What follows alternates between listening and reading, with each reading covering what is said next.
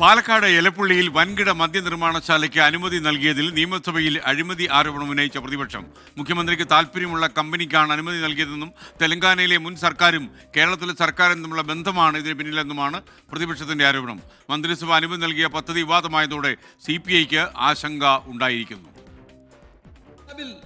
നന്ദിപ്രമേയ ചർച്ചയിൽ പങ്കെടുത്ത് സംസാരിക്കുമ്പോഴാണ് മദ്യശാലയ്ക്ക് അനുമതി നൽകിയതിൽ രമേശ് ചെന്നിത്തല സർക്കാരിനെതിരെ അഴിമതി ആരോപണം ഉന്നയിച്ചത്. ഇടതുമുന്നണിയിൽ ചർച്ച ചെയ്യാതെയാണ് ഒയാസിസ് കമ്പനിക്ക് മദ്യനിർമ്മാണശാല തുടങ്ങാൻ അനുമതി നൽകിയത്. മുഖ്യമന്ത്രിക്ക് താല്പര്യമുള്ള കമ്പനിയാണിതെന്നും ചെന്നിത്തല ആരോപിച്ചു. നിങ്ങൾ ഇവരെ എങ്ങനെ തിരഞ്ഞെടുത്തു sir? It is favouritism, it is nepotism, it is amount corruption എന്ന് ഞാൻ പറയാൻ ആഗ്രഹിക്കുകയാണ്. സർക്കാർ ഉത്പാദിപ്പിക്കുന്ന ജവാൻ മദ്യത്തിന് വെള്ളം കൊടുക്കുന്നില്ല. മഴനിഴൽ പ്രദേശത്ത് പദ്ധതി തുടങ്ങാൻ എന്ത് ശാസ്ത്രീയ പഠനം നടത്തിയാണ് അനുമതി നൽകിയതെന്നും ചെന്നിത്തല ചോദിച്ചു. മന്ത്രി കെ കൃഷ്ണൻകുട്ടി എന്തുകൊണ്ടാണ് മിണ്ടാത്തതെന്നും ചെന്നിത്തല ചോദിച്ചു. മിസ്റ്റർ വൈദ്യുതി മന്ത്രി, അങ്ങ് ഒരു അക്ഷരം ക്യാബിനറ്റിൽ പറഞ്ഞിട്ടുണ്ടോ എന്ന് അങ്ങ് ഇവിടെ പറയണം. അവിടുത്തെ ജനങ്ങൾ അനുഭവിക്കുന്ന പ്രയാസങ്ങളും ബുദ്ധിമുട്ടുകളും കണക്കിലെടുത്തുകൊണ്ട് അങ്ങ് ഒരു വാചകം പറഞ്ഞോ?